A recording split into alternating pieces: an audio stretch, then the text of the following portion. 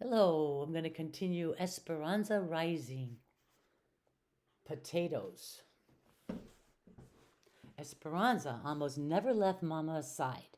She sponged her with cool water and fed her teaspoons of broth throughout the day.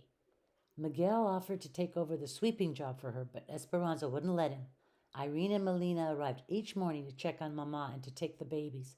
Alfonso and Juan put up extra layers of newspaper and cardboard in the bedroom to keep out the November chill, and Isabel drew pictures to hang on the walls because she did not think the newspaper looked pretty enough for Mama. The doctor came back a few weeks later with more medicine. She is not getting worse, he said, shaking his head, but she is not getting better either. Mamma drifted in and out of fitful sleep, and sometimes she called out for Abuelita. Esperanza could barely sit still and often paced around the small room. One morning, Mamma said weakly, Esperanza. Esperanza ran to her and took her hand. Abuelita's blanket, she whispered. Esperanza pulled her valise from under the bed. She had not opened it since before the dust storm, and saw that the fine brown powder had even found its way deep inside, as it had found its way into Mamma's lungs.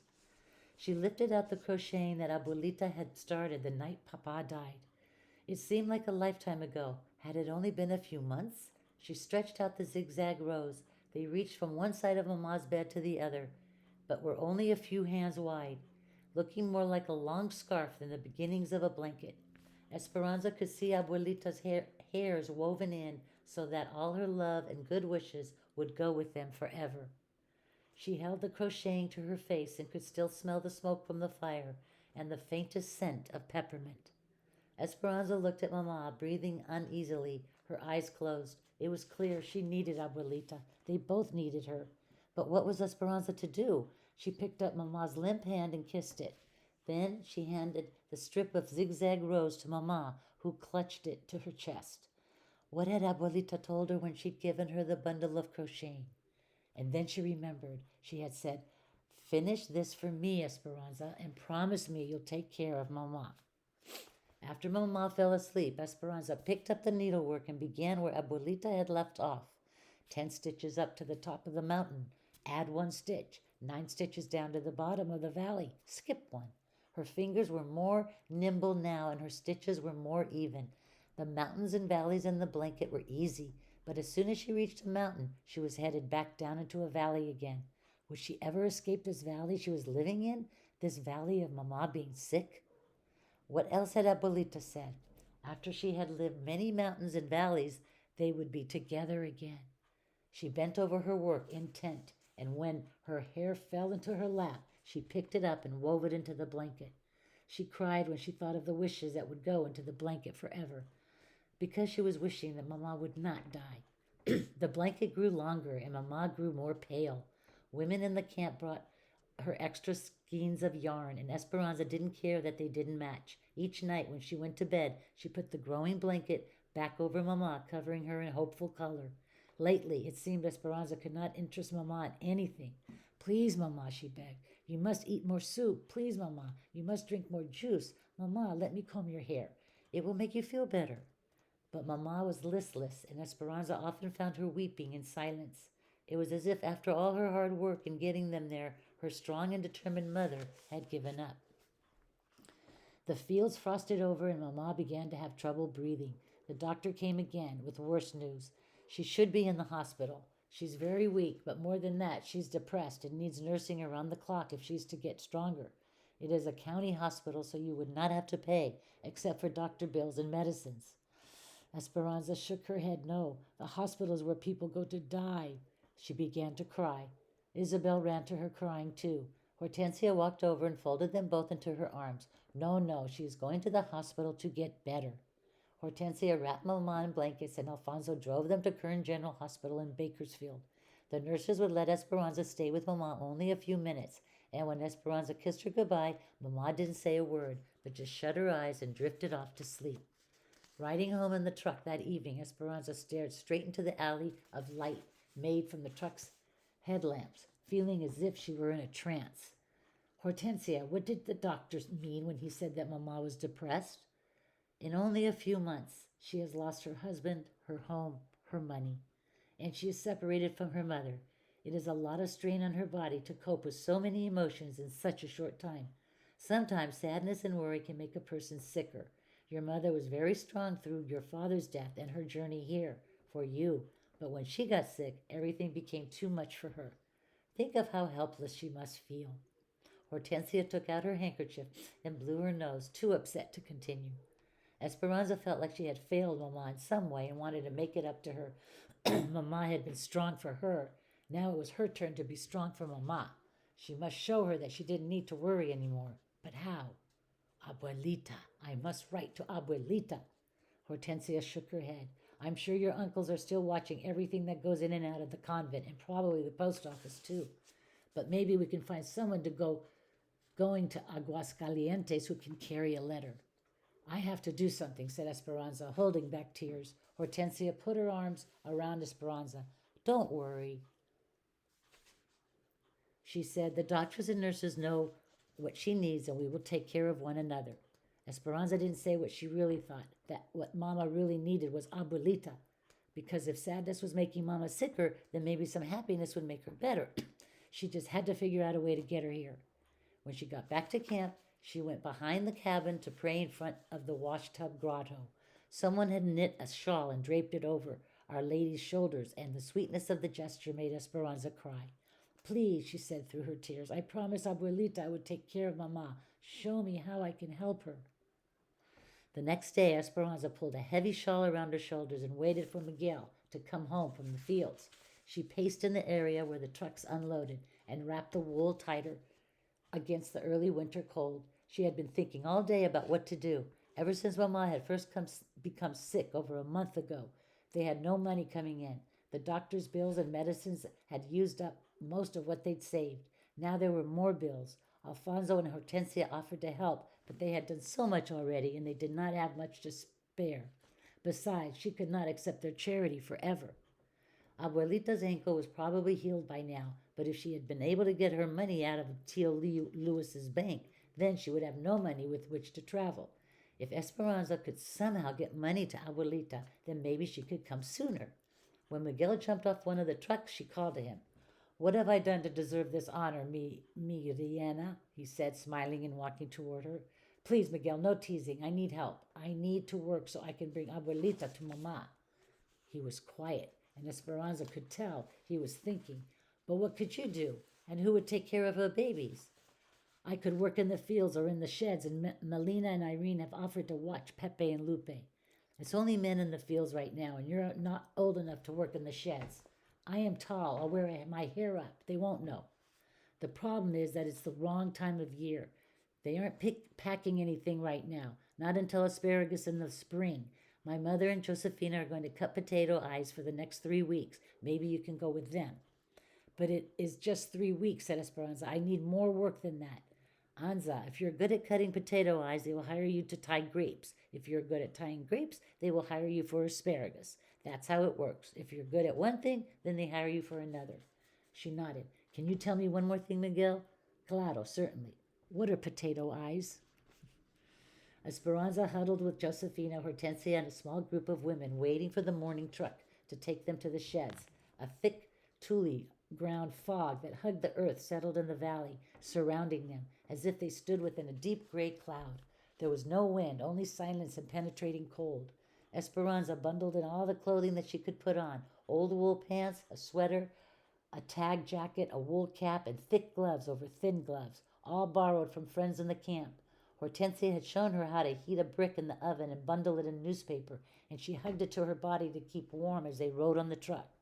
Since the driver could only see a few yards ahead, the truck rumbled slowly on the dirt roads. They passed miles of naked grapevines, stripped of their harvest and bereft of their leaves. Fading into the mist, the brown and twisted trunks looked frigid and lonely. The truck stopped at the big packing shed. It was really one long building with different open-air sections as long as 6 train cars. The railroad tracks ran along one side, and docks for trucks ran along the other. Esperanza had heard Mama and the others talk about the sheds, how they were busy with people, women standing at long tables, packing the fruit, trucks coming and going with their loads fresh from the fields, and workers stocking the train cars that would later be hooked to a locomotive to take the fruit all over the United States. But cutting potato eyes was different. Since nothing was being packed, there wasn't the usual activity. Only 20 or so women gathered in the cavernous shed, sitting on a circle on upturned crates, protected from the wind by only a few stacks of empty boxes. Wow, can you visualize that? The Mexican supervisor took their names. With all the clothing they were wearing, he barely looked at their faces. Josefina had told Esperanza that if she was a good worker, the bosses would not concern themselves with her age, so she knew she would have to work hard.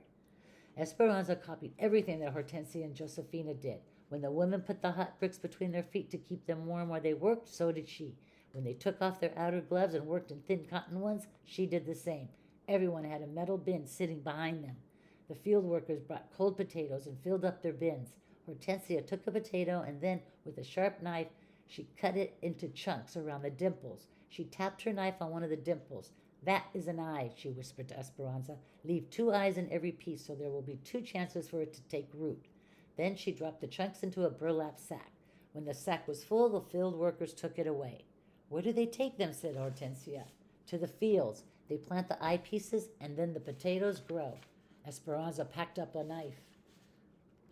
Now she knew where potatoes came from.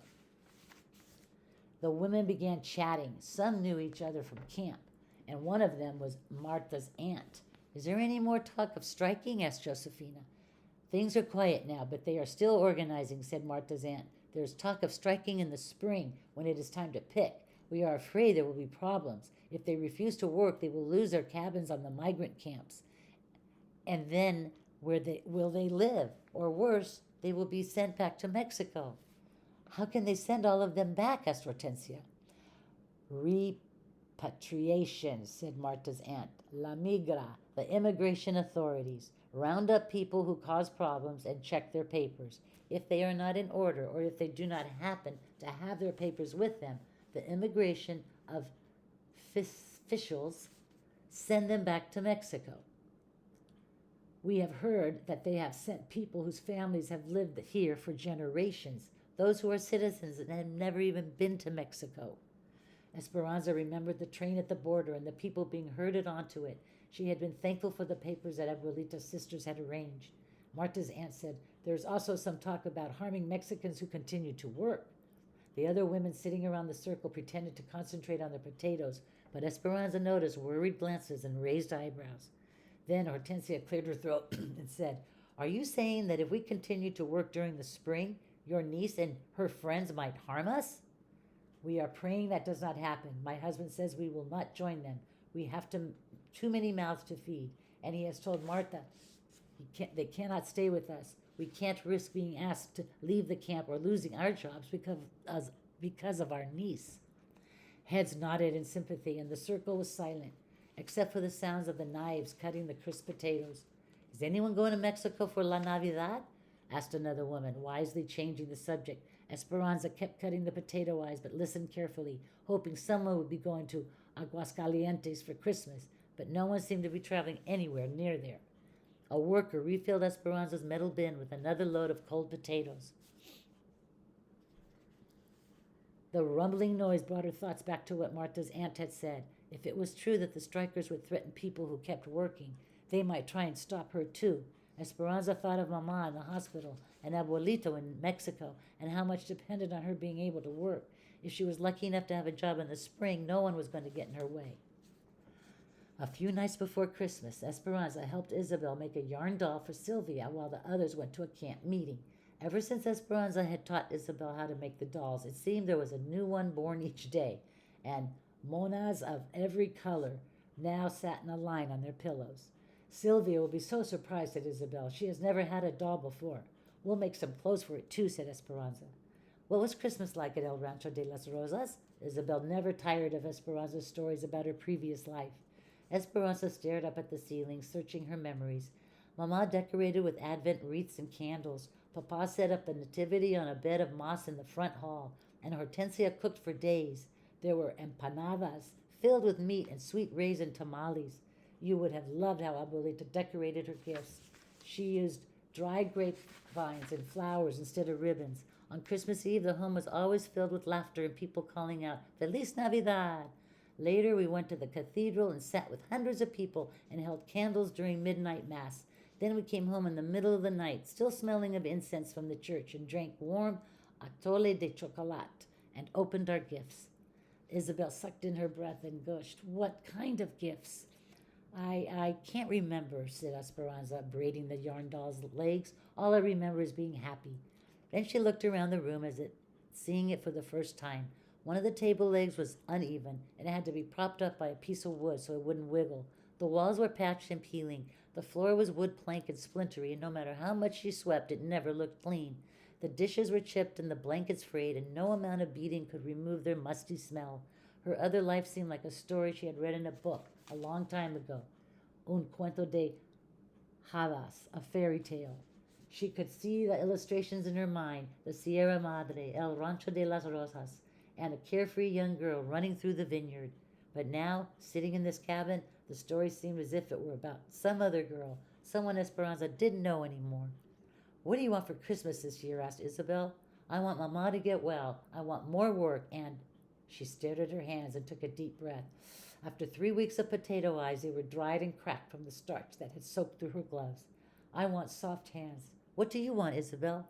Isabel looked at her with her big doe eyes and said, That's easy. I want anything. Esperanza nodded and smiled.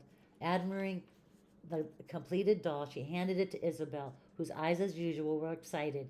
They went to bed, Isabel in her cot, Esperanza in the bed that she and Mamma had slept in. She turned toward the wall, yearning for the holidays of her past, and repeated what was becoming a nightly ritual of silent tears. She didn't think anyone ever knew that she cried herself to sleep until she felt Isabel patting her back. Esperanza, don't cry again. We will sleep with you if you want. We? She turned toward Isabel, who was holding the family of yarn dolls. Esperanza couldn't help but smile and lift the covers. Isabel slid in beside her, arranging the dolls between them. Esperanza stared into the dark. Isabel had nothing, but she also had everything. Esperanza wanted what she had. She wanted so few worries that something as simple as a yarn doll would make her happy. On Christmas Day, Esperanza walked up the front steps of the hospital while Alfonso waited in the truck. A couple passed her carrying gifts wrapped in a shiny paper. A woman hurried by, carrying a poinsettia plant and wearing a beautiful red wool coat with a rhinestone Christmas tree pinned to the lapel. Esperanza's eyes riveted on the coat and the jewelry. She wished she could give Mamma a warm red coat and a pin that sparkled. She thought of the gift that she had in her pocket. It was nothing more than a small smooth stone that she had found in the fields while weeding potatoes. The doctor had moved Mamma to a ward for people with long-term illnesses. There were only 4 other people on the floor and the patients were spread out, their occupied beds scattered among the rows of bare mattresses in the long room. Mamma slept and didn't wake even to say hello. Nevertheless, Esperanza sat next to her, crocheted a few rows on the blanket, and told Mamma about the sheds and Isabel and the strikers. She told her that Lupe and Pepe could almost walk now, and that Miguel thought that Papa's roses showed signs of growth. Mamma didn't wake to say goodbye either. Esperanza tucked the blanket around her, hoping that the color from the blanket would slowly seep into Mamma's cheeks. She put the stone on the night table and kissed Mamma goodbye. Don't worry, I will take care of everything. I will be la patrona for the family now. Thank you. Have a great day and be thankful for what we have.